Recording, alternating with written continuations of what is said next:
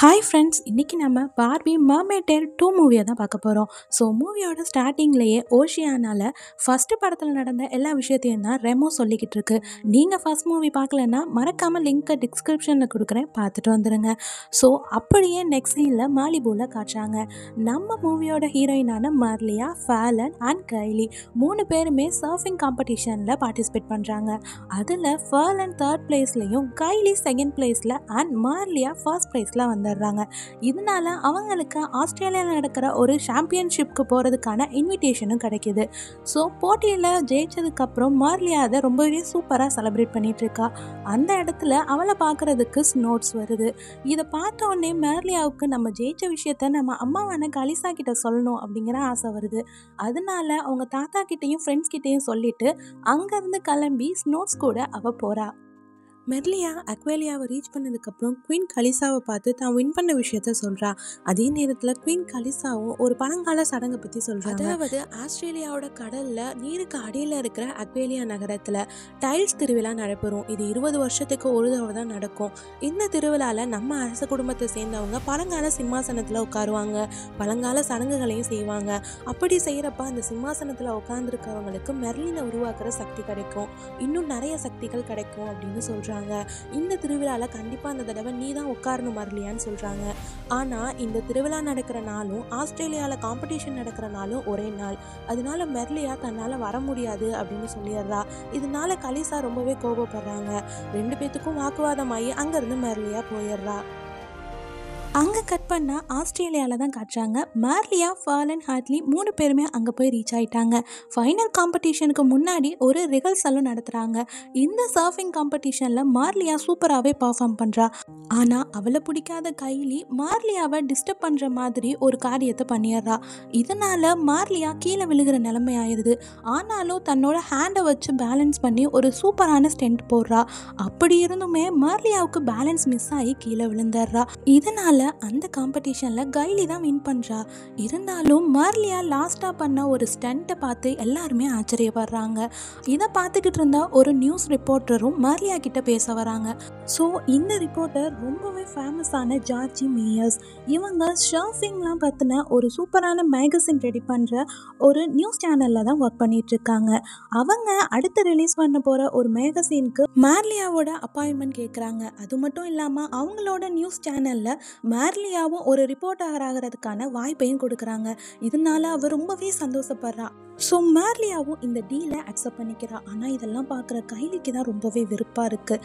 So அவளும் என்னமோ வித்த காட்டுறா. ஆனால் அதுக்கெல்லாம் அந்த ரிப்போர்ட்டர் இம்ப்ரெஸ் ஆகுற மாதிரியே தெரியலை. ஸோ அன்னைக்கு நைட்டே ஒரு பார்ட்டி நடக்குது. அந்த பார்ட்டியில் மேகசின்காக மார்லியாவுக்கு ஒரு ஃபோட்டோ ஷூட்டும் நடக்கிறாங்க. அங்கே கட் பண்ணால் கலிசாவையும் ஜூமாவை தான் காட்டுறாங்க. அவங்க 2 பேரும் அக்வேலியாவுக்கு வந்துட்டாங்க. மெர்லியா அந்த இடத்துக்கு வரமாட்டேன் அப்படின்னு சொன்னதுனால கலிசாவே இந்த விழாவை நடத்தலாம் அப்படின்னு முடிவு பண்ணிடுறாங்க. அண்ட் கலிசா அவங்களோட க்ளோஸ் ஃப்ரெண்ட் அண்ட் கடலோட தூதர்களான Catherine, Mirabella, Selina and Renata எல்லாரையுமே மீட் பண்ணுறாங்க. அதே நேரத்தில் விழாவுக்கு தேவையான எல்லாத்தையும் தயார் பண்ணுற மாதிரியும் அங்கே பேசிக்கிட்டு இருக்காங்க. ஆனால் ஜூமா அந்த இடத்துல மெர்லியாவை கூப்பிடணும்னு சொல்லுது. ஆனால் கலிசா அவகிட்ட எதுவுமே சொல்ல வேணாம் அப்படிங்கிறதுல ரொம்பவே முடிவாக இருக்கிறாங்க. அங்கே கட் பண்ணால் ஆஸ்திரேலியாவில் நடக்கிற பார்ட்டி தான் காட்டுறாங்க. அங்கே மெர்லியாவுக்கு நடந்துக்கிட்டு இருக்க ஃபோட்டோ ஷூட் அப்போ நியூஸ் ரிப்போர்ட்டர் உங்களோட நெக்லஸ் சூட் ஆகாத மாதிரி இருக்குது ஃபோட்டோஸ்க்கெலாம், அதை கழட்டி வச்சுருங்க அப்படின்னு சொல்கிறாங்க.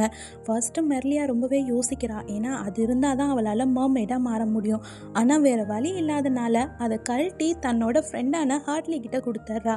ஆனால் ஹார்ட்லியோட ஃபோக்கஸ் எல்லாமே சாப்பாட்டில் தான் இருந்துகிட்டு இருக்கு, நல்லா கும்மிக்கிட்டு இருக்கா. அதே நேரத்தில் கைலி வயிற்றுச்சப்பட்டு ஒரு இடத்துல ஓரமாக உட்காந்துருக்கா. அந்த இடத்துக்கு கைலியை மீட் பண்ணுறதுக்கு அலிஸ்டர் வருது. இது ஏலிஸ் கூடவே இருந்த ரொம்பவே விஷப்பூச்சியான ஒரு மீன். இதை நம்ம ஃபர்ஸ்ட் பார்ட்லேயே பார்த்துருப்போம். அது கைலி கிட்ட என்ன சொல்லுதுன்னா, அங்கே பாரு மார்லியா இப்போ ஒரு நெக்லஸை கழட்டி கொடுத்தால, அதனால தான் அவள் ரொம்பவே சக்தி வாய்ந்தவளாக இருக்கா, அதில் ஒரு மந்திர சக்தி இருக்குது, நான் சொல்கிறத கேளு, நீ அதை திருடிட்டு வந்துரு அப்படின்னு ஐடியா கொடுக்குது. ஆனால் கைலி நான் ஏன் நீ சொல்கிறதெல்லாம் கேட்கணும் அப்படின்னு கேட்குறா. ஆனால் நீ இந்த இடத்துல இருக்கணும், மெர்லியா மர்லியாவுக்கு பதிலாக நீ தான் எல்லா புகழும் வாங்கணும்னா நான் சொல்கிற மாதிரி செய்ய அப்படின்னு சொல்லுது. கைலியும் யோசிச்சு பார்க்குறா, ஒரு மீன் நம்மக்கிட்ட பேசுகிறதே விசித்திரமாக இருக்குது, ஒருவேளை மந்திர சக்தி இருக்குமோ அப்படின்னு சொல்லிட்டு நேராக ஹேட்லி கிட்ட போகிறா. அவள் சாப்பாடு கும்மிக்கிட்டு இருக்கப்ப ஹேட்லியை டிஸ்ட்ராக்ட் பண்ணிட்டு மர்லியாவோட நெக்லஸை கைலி தூக்கிட்டு வந்துடுறா. கைலியும் அந்த நெக்லஸை எடுத்துகிட்டு வந்துட்டு அலிஸ்டர் கிட்ட காட்டுறா. உடனே அந்த ஃபிஷ்ஷும் நீ இதை போட்டுட்டு தண்ணியில் குதி அப்படின்னு சொல்லுது. கைலியும் அதை போட்டுட்டு தண்ணியில் குதிச்சோன்னு ஒரு மர்மைடாக மாறிடுறா. இந்த விஷயம் கைலிக்கு ரொம்பவே ஆச்சரியமா இருக்கு. இதனால தான் மர்லியா எல்லா சர்ஃபிங் காம்படிஷன்லையும் வின் பண்ணியிருப்பா அப்படின்னு அவன் நினச்சிக்கிறா. ஆனால் மர்லியாவை அந்த இடத்துல கூப்பிட வந்த ஸ்னோவ்ஸ் இந்த எல்லா விஷயத்தையுமே பார்த்துருது.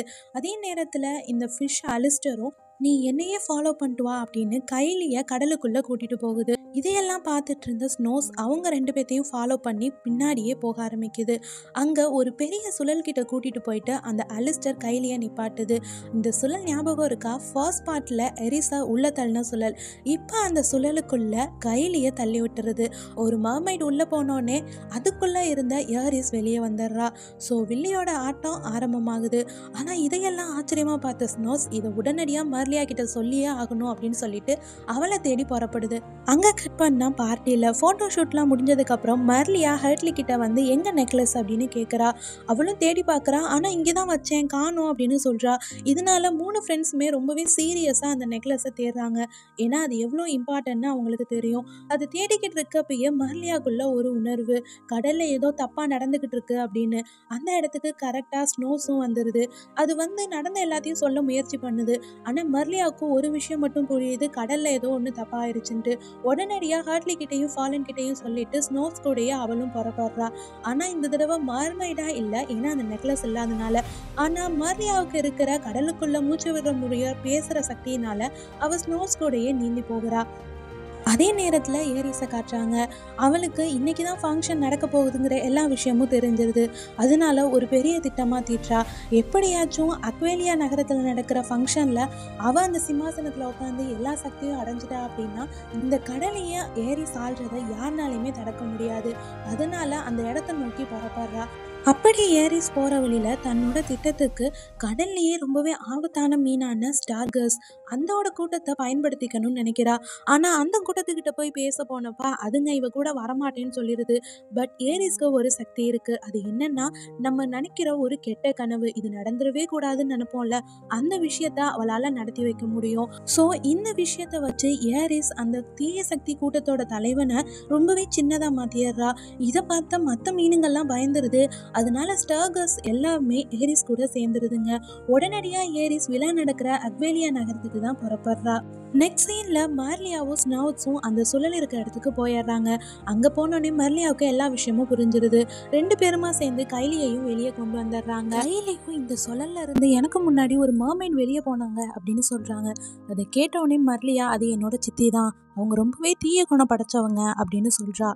அதே நேரத்தில் கைலி நெக்லஸை திருடினதுக்காக வருத்தப்பட்டு அதை திரும்பி மர்லியாக்கிட்டேயே கொடுத்துட்றா. ஆனால் அந்த நெக்லஸை கழட்டினதும் கைலி மூச்சு விட முடியாமல் தண்ணிக்குள்ளே மூழ்க ஆரம்பிச்சிட்றா. ஏன்னா அவள் இப்போ மர்மைடாக இல்லை. உடனே இது தெரிஞ்சு மர்லியாவும் அந்த நெக்லஸை திரும்பி கைலிக்கே மாட்டி விட அவள் திரும்பவும் மர்மைடாக மாறிடுறா. இந்த நெக்லஸ் உன்கிட்டயே இருக்கட்டும் இப்போதைக்கு அப்படின்னு சொல்கிறா. அதே நேரத்தில் ஏரிஸ் கண்டிப்பாக அக்வேலியாவுக்கு தான் போயிருப்பான்னு தெரிஞ்சு 3 பேருமே அவளை தேடி அங்கே போகிறாங்க. அங்கே கட் பண்ண அக்வேலியாவில் 4 கடல் தூதர்களும் விழாவுக்கு தேவையான எல்லா ஏற்பாடையும் பண்ணிடுறாங்க. மத்தியான நேரத்தில் சூரியன் உச்சிக்கு வந்ததுக்கப்புறம் பழங்கால சடங்கு எல்லாம் செய்ய ஆரம்பிக்கணும். இதுக்கு நடுவில் நம்ம இன்டர்வலுக்கு டீ குடிக்க போகலாம் அப்படின்னு கலிசாவை கூப்பிட்டுட்டு இருக்காங்க.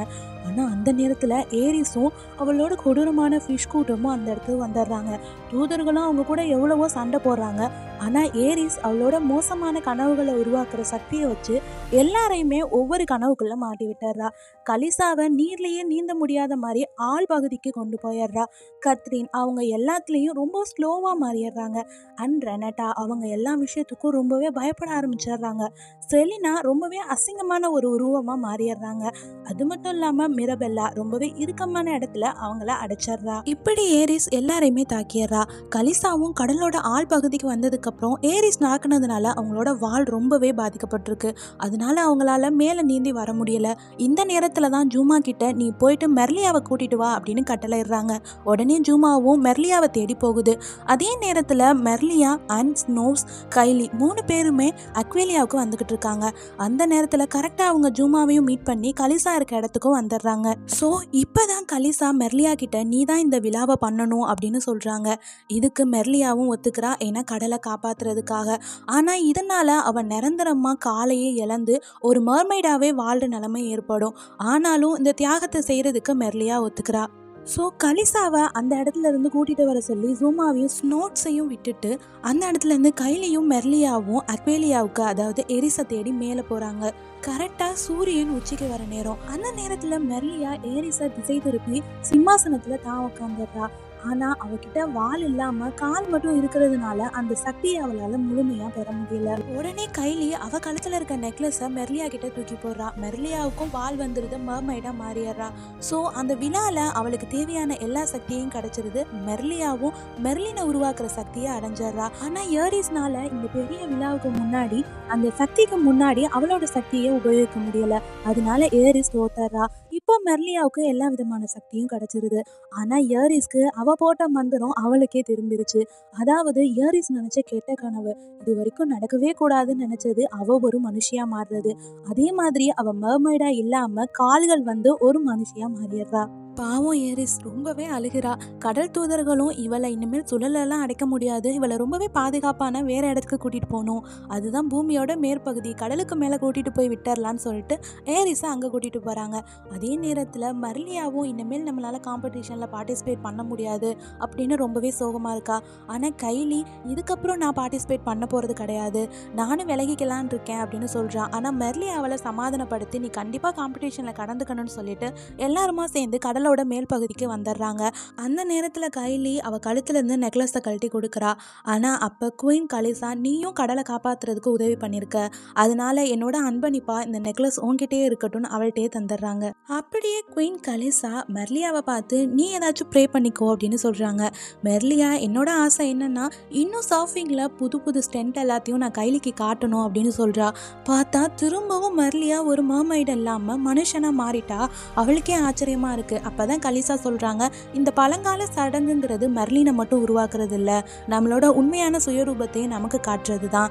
நீ பாதி மனுஷன் பாதி மர்மைட், அதனால தான் உனக்கு திரும்பியும் கால் வந்துருச்சுன்னு சொல்கிறாங்க. ஸோ இப்போ ரொம்பவே சந்தோஷமாக கைலியும் மெர்லியாவும் அந்த ஃபைனல் காம்படிஷனில் பார்ட்டிசிபேட் பண்ணுறாங்க. நல்லா தான் பர்ஃபார்ம் பண்ணிக்கிட்டு இருக்காங்க. ஆனால் நடுவில் மெர்லியாவுக்கு கடல் தண்ணியை தொட்டதுமே மெர்லினை உருவாக்குற சக்தி கிடச்சிருது. அதனால் டிஸ்ட்ராக்ட் ஆகி அவள் அங்கேருந்து விழுந்துடுறா. பட் கைலி இந்த தடவை சூப்பராக பர்ஃபார்ம் பண்ணி ஜெயிச்சிட்றா. ஆனால் கைலிக்கு எல்லா உண்மையுமே தெரியும், இதில் மெர்லியா கண்டிப்பாக ஜெயிச்சிருப்பா, ஆனால் அவளோட சக்தினால ஜெயிக்க முடியல அப்படின்னுட்டு. உடனே கைலி ஜெயிச்சதுக்காக அவளுக்கு கொடுக்குற டிராஃபியை மெர்லியா கூட ஷேர் பண்ணிக்கிறா. அதே நேரத்தில் கைலி ஆசைப்பட்ட மாதிரி மேகசீனில் அவளோட ஃபோட்டோ வர்றதுக்கான வாய்ப்பு இருக்குது அப்படின்னு நியூஸ் ரீடரும் அவர்கிட்ட சொல்கிறாங்க. ஸோ இப்படியே எல்லாருமே ஜாலியாக ஆடி பாடி என்ஜாய் பண்ணுறதோட இந்த மர்மைட் டேல் 2 மூவி முடியுது. ஸோ இது மாதிரி நிறைய பார்பி மூவிஸ் பார்க்க நம்ம சேனலை சப்ஸ்கிரைப் பண்ணி உங்கள் ஃப்ரெண்ட்ஸ்க்கும் ஷேர் பண்ணுங்கள், லைக் பண்ண மறந்துடாதீங்க.